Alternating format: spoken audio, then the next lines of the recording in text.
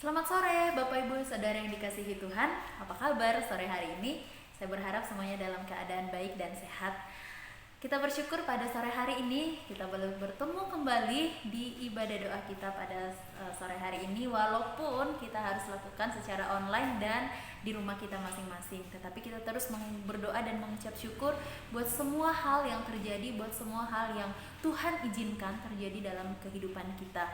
Di tengah situasi, kondisi bangsa kita secara khusus, bahkan dunia secara umum yang Tuhan izinkan mengalami pandemi corona ini, kiranya Tuhan terus memberikan kita kekuatan, kesehatan untuk menghadapi setiap hal yang seakan-akan tuh susah, seakan-akan itu berat, namun ketika kita bersama dengan Tuhan tidak ada yang mustahil, kita pasti bisa melewati.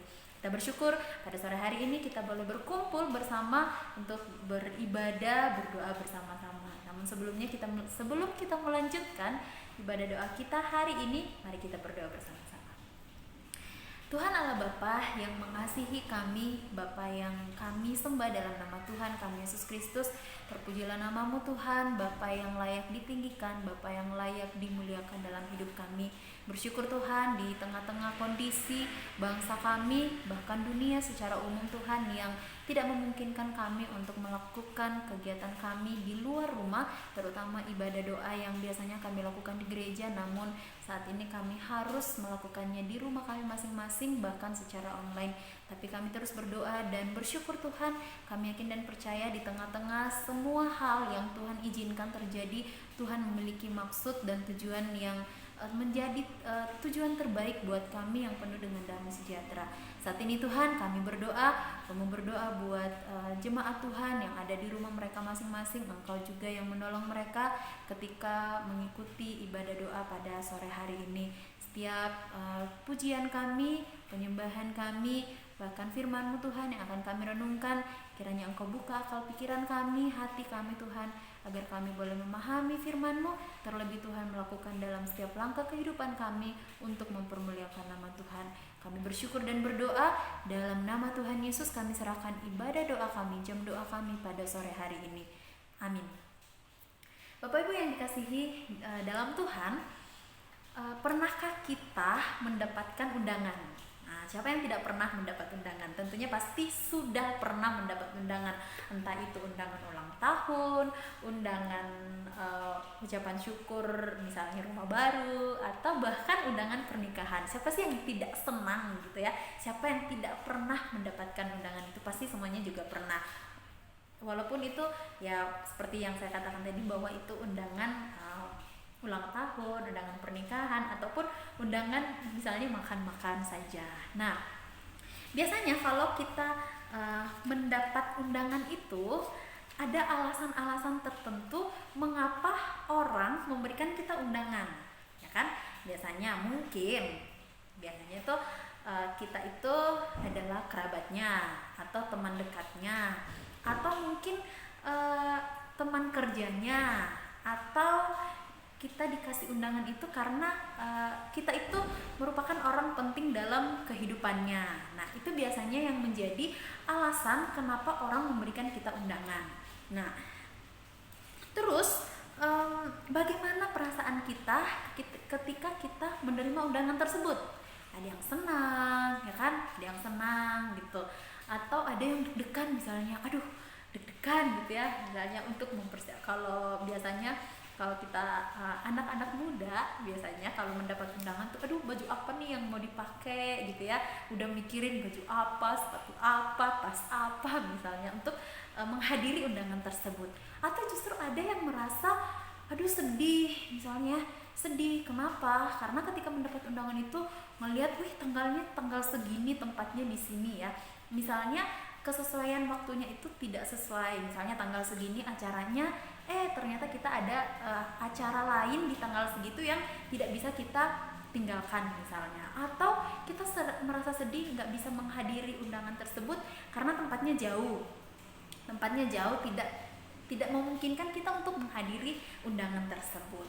Nah, di sini hari ini renungan kita hari ini berbicara tentang sebuah undangan. Nah, sebuah undangan. Undangan dari siapakah itu? Mari kita membuka Alkitab kita dari Mazmur pasal 95 ayat 1 sampai ayat yang 11. Mazmur 95 ayat 1 sampai ayat yang ke-11. Saya bacakan firman Tuhan. Marilah kita bersorak-sorai untuk Tuhan, bersorak-sorak bagi gunung batu keselamatan kita. Biarlah kita menghadap wajahnya dengan nyanyian syukur, bersorak-sorak baginya dengan nyanyian mazmur.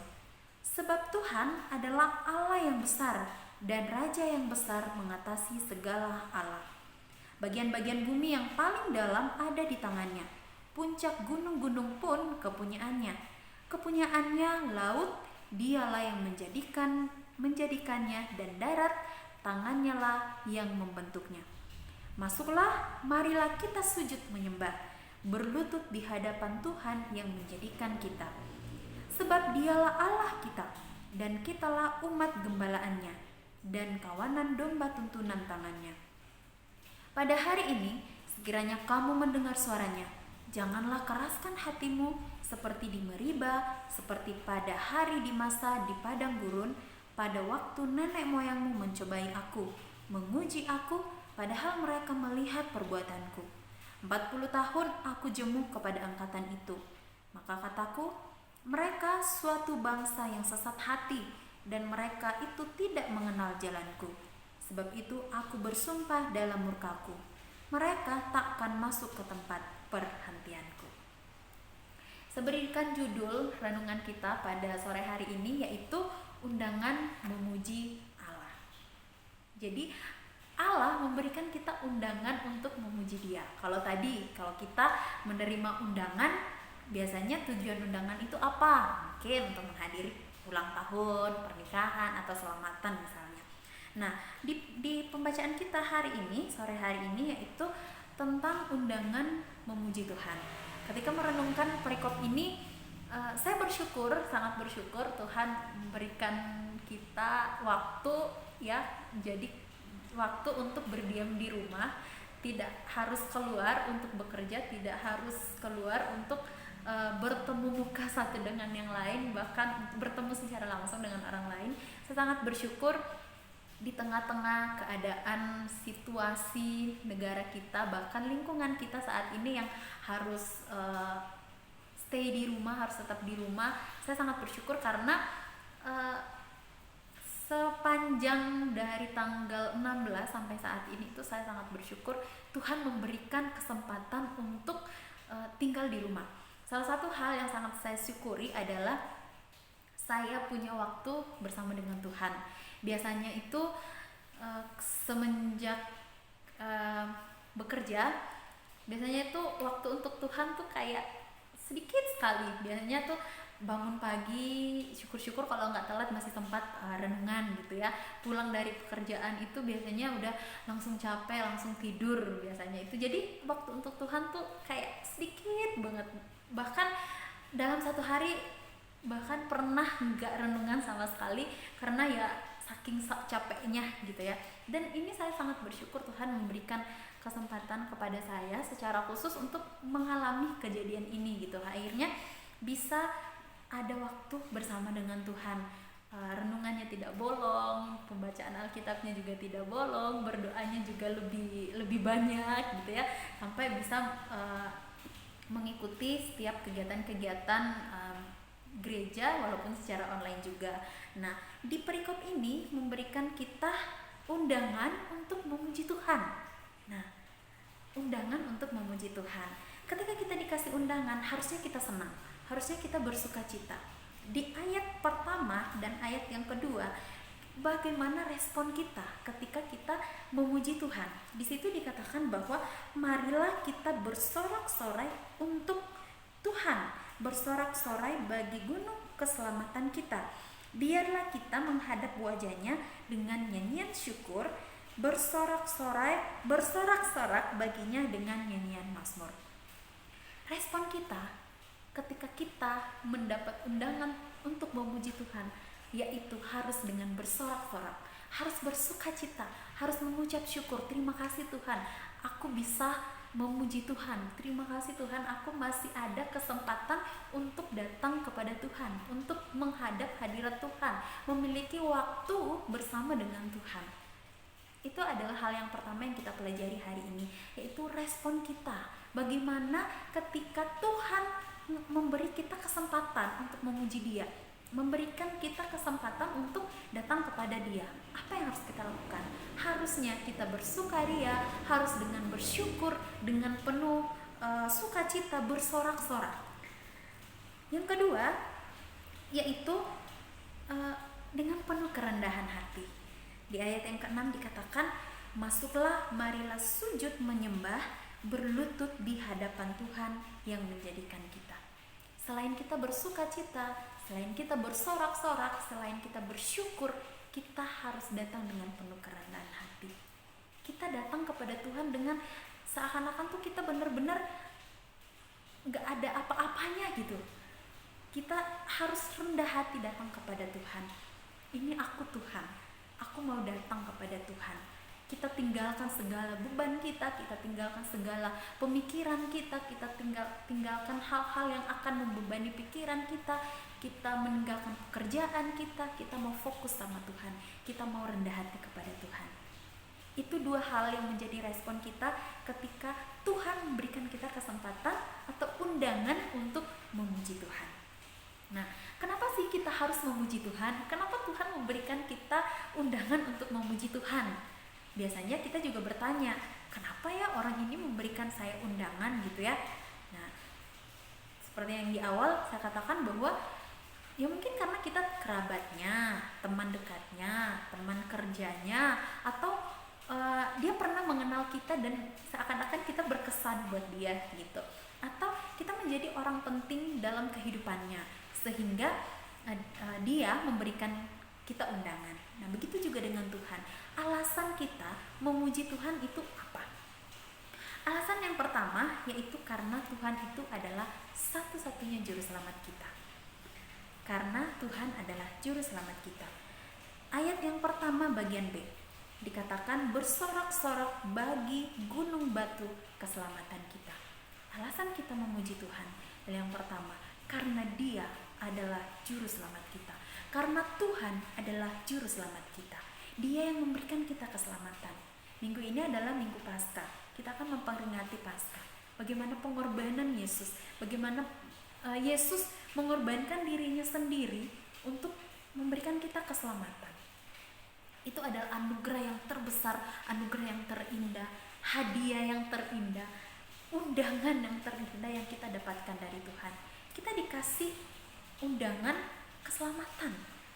Kita dikasih satu hal hadiah keselamatan.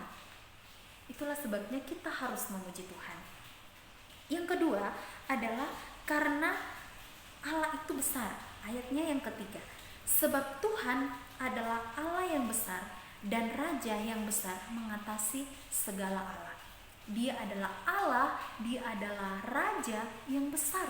Dia mengatasi segala Allah. Dia adalah Raja di atas segala Raja, Allah di atas segala Allah yang ada. Tuhan itu berdaulat atas semuanya. Segalanya itu milik Tuhan. Alasan yang kedua, kenapa kita harus memuji Tuhan? Karena Tuhan yang berdaulat di atas segala-galanya. Bahkan dikatakan di sini, bagian bumi yang paling dalam itu ada di tangannya. Puncak gunung-gunung pun kepunyaan Tuhan. Bahkan laut dan daratan juga Tuhan yang membuatnya. Manusia apalagi Tuhan yang membuatnya. Jadi alasan yang kedua, mengapa kita harus memuji Tuhan?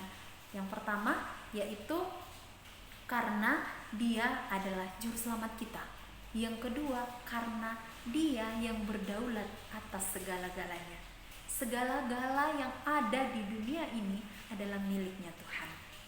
Yang ketiga, alasan kita memuji Tuhan adalah Tuhanlah Allah kita. Tuhanlah Allah kita. Hanya Tuhan yang layak kita sembah. Hanya Tuhan yang layak kita puji, kita muliakan dalam kehidupan kita sehari-hari.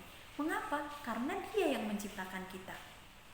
Biasanya kalau sebuah lukisan Sebuah lukisan itu biasanya kita lihat siapa sih yang melukis gitu ya, siapa yang melukis, atau karangan siapa sih yang menulis, atau buku siapa yang menulis. Biasanya kalau saya baca buku, lihat dulu paling belakang, ya kan, lihat paling belakangnya dulu siapa nih yang nulis, baca gitu ya biasanya. Nah biasanya kita, oh iya aku pernah dengar orang ini menulis buku ini gitu kan, jadi kan dia terkenal gitu, menjadi terkenal karena menghasilkan sebuah karya. Begitu juga dengan Tuhan, kita itu diciptakan oleh Tuhan, oleh sebab itu ya kita harus memuji Dia. Kita diciptakan untuk memuji Dia, kita diciptakan untuk memuliakan Tuhan sendiri. Itu adalah 3 alasan mengapa kita harus memuji Tuhan. Yang pertama, karena Tuhan adalah juru selamat kita. Yang kedua, karena Tuhan yang berdaulat atas segala-galanya. Segala yang ada di bumi, yang ada di dunia ini adalah punya Tuhan. Dan yang terakhir, kenapa kita memuji Tuhan? Karena hanya Dia yang patut kita puji, karena Dia yang menciptakan kita. Bapak Ibu dan Saudara yang dikasihi Tuhan, lalu bagaimana sikap kita ketika kita memuji Tuhan? Di tengah-tengah pembacaan kita, Tuhan memberikan sebuah nasihat. Tuhan memberikan sebuah ilustrasi yang menggambarkan bagaimana seharusnya sikap kita ketika kita memuji Tuhan.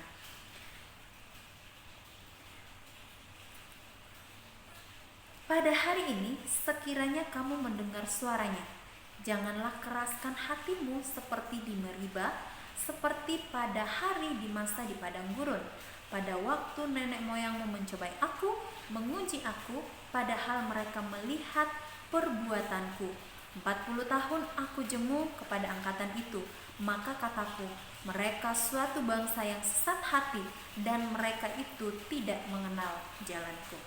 Sikap kita dalam memuji Tuhan yaitu jangan keraskan hati. Jangan keraskan hati. Tuhan melalui pemazmur di pasal 95 ini memberikan kita satu contoh, yaitu bangsa Israel ketika mengalami perjalanan selama 40 tahun di padang gurun. Kita tahu ceritanya, kita tahu kisahnya, bagaimana bangsa Israel waktu itu begitu luar biasa gitu. Menurut saya itu perjalanan yang luar biasa. Seharusnya bangsa Israel itu kan sudah diberikan janji dari awal bahwa itu tuh akan dituntun, mereka akan disertai seperti tiang api pada malam hari, seperti tiang awan pada siang hari.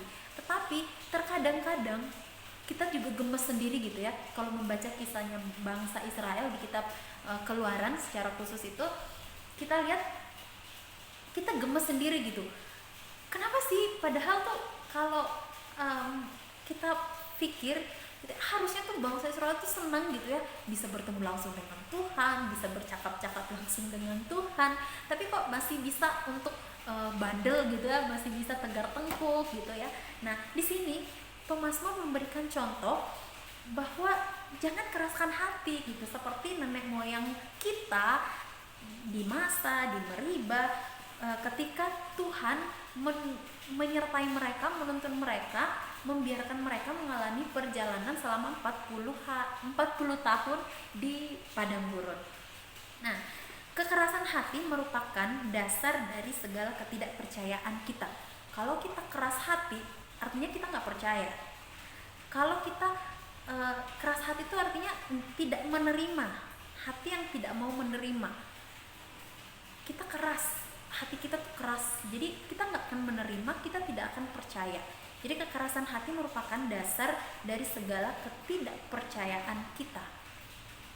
Kekerasan hati bangsa Israel pada saat itu adalah kekerasan hati atau dasar ketidakpercayaan mereka kepada Allah.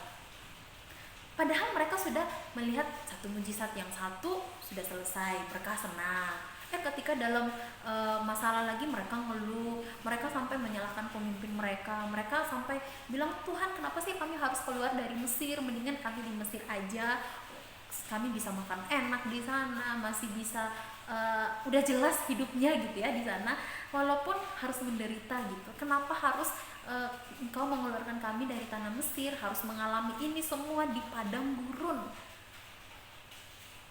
Kadang mereka tidak minum air yang enak, justru pahit. Makannya aja yang bisa dibayangkan gitu ya, bisa dibayangkan kalau misalnya kita yang ada pada zaman Israel pada saat itu.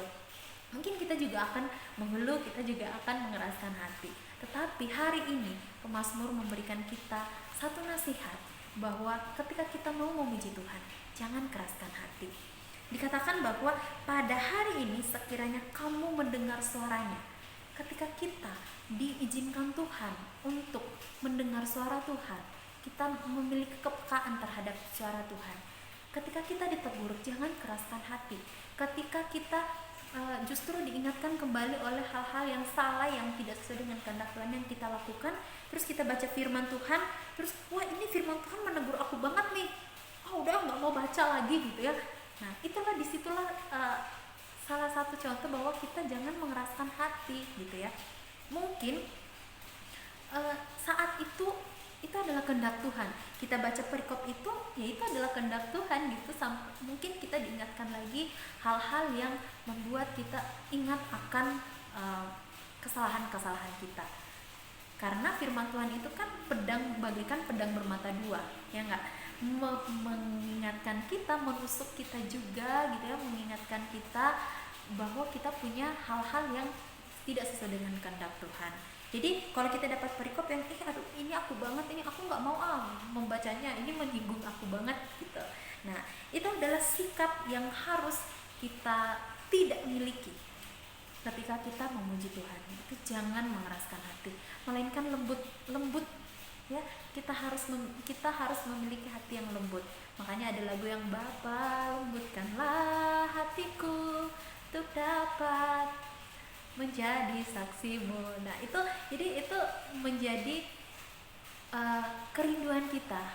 Ketika kita datang memuji Tuhan, kita harus dengan penuh hati yang lembut, hati yang mau dibaharui, hati yang mau diingatkan, hati yang mau dinasehati gitu ya.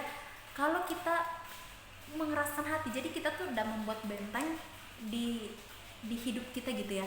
Kalau si ini ngasih tahu aku nggak mau gitu ya. Padahal ya mungkin Tuhan mengizinkan orang lain bisa datang untuk menasehati kita. Seperti firman Tuhan hari ini, kita diberikan contoh bangsa Israel bagaimana perjalanan kehidupan mereka selama 40 tahun di padang gurun.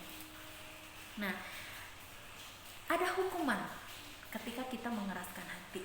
Ada hukuman di balik setiap perbuatan kita yang tidak sesuai dengan kehendak Tuhan, yaitu di ayat yang ke-11. Sebab itu aku bersumpah dalam murkaku, mereka tak akan masuk ke tempat perhentianku. Itu adalah hukuman bagi bangsa Israel yang mengeraskan hati. Sampai kalau kita baca firman Tuhan, kita tahu bahwa ada angkatan yang keberapa gitu yang tidak bisa masuk ke dalam tanah perjanjian, yaitu tanah Kanaan. Begitu juga dengan kita. Kalau kita keras hati, tidak percaya kepada Tuhan, pasti kita tidak diizinkan oleh Tuhan untuk masuk ke dalam tempat perhentiannya, yaitu otomatis surga gitu ya. Kekerasan hati adalah dasar dari ketidakpercayaan. Kalau kita sudah keras hati, dikasih tahu nggak mau, dibilangin juga ngeyel gitu ya, itu adalah dasar dari kita nggak percaya, kita tidak menerima nasihat, kita tidak menerima petunjuk untuk menjadikan kita yang lebih baik.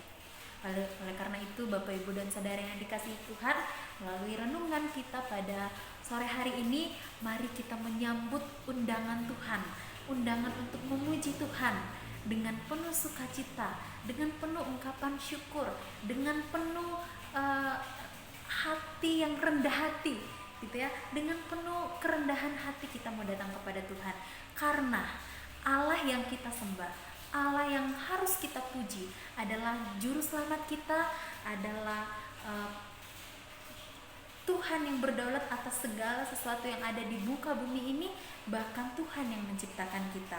Oleh sebab itu, mari kita dengan sikap yang lembut ya, penuh dengan kelembutan untuk datang kepada Tuhan, memuji Tuhan, dan senantiasa menyerahkan hidup kita kepadanya. Bapak, Ibu, dan Saudara yang dikasihi Tuhan, di tengah-tengah kondisi kita saat ini, kondisi negara kita terus berdoa dengan penuh kerendahan hati. Dan ketika kita diingatkan hal-hal yang mungkin tidak sesuai dengan kehendak Tuhan, kita bisa peka kepada hal-hal yang mungkin kita lakukan yang tidak sesuai dengan kehendak Tuhan. Jangan keraskan hati kita, tetapi lembutkan hati kita untuk mendengar suara Tuhan, untuk mau dibaharui oleh Tuhan. Minggu ini kita akan bersama-sama mengikuti Paskah, memperingati hari di mana Tuhan memberikan kita keselamatan. Sebab itu mari kita terus bersyukur, mari kita terus dengan kerendahan hati datang kepada Tuhan untuk memuji nama Tuhan. Amin. Mari kita berdoa. Kami mengucap syukur Tuhan buat kebaikan-Mu. Engkau Bapa pencipta kami, Engkau Tuhan juru selamat kami, Engkau yang menjadikan kami, Engkau yang berdaulat atas segala sesuatu yang ada di dunia ini. Terima kasih Tuhan untuk hari ini, firman-Mu yang mengundang kami untuk memuji Tuhan, firman-Mu yang mengajak kami untuk bagaimana sikap kami ketika kami memuji Tuhan. Kami mau Tuhan, lembutkan hati kami Tuhan untuk terus mendengar suara Tuhan, untuk terus datang kepada Tuhan dengan penuh kerendahan hati. Tolong kami Tuhan. Kami berdoa Tuhan di tengah-tengah situasi yang terjadi saat ini. Kiranya Engkau yang senantiasa melindungi kami, menjagai kami, keluarga kami, baik yang dekat maupun yang jauh. Engkau yang senantiasa menolong kami Tuhan. Terima kasih Tuhan Yesus untuk hari ini, firman-Mu hari ini menolong kami Tuhan, bagaimana kami untuk memuji Tuhan, bagaimana sikap hati kami untuk datang kepada Tuhan. Kami bersyukur dan berdoa dalam nama Tuhan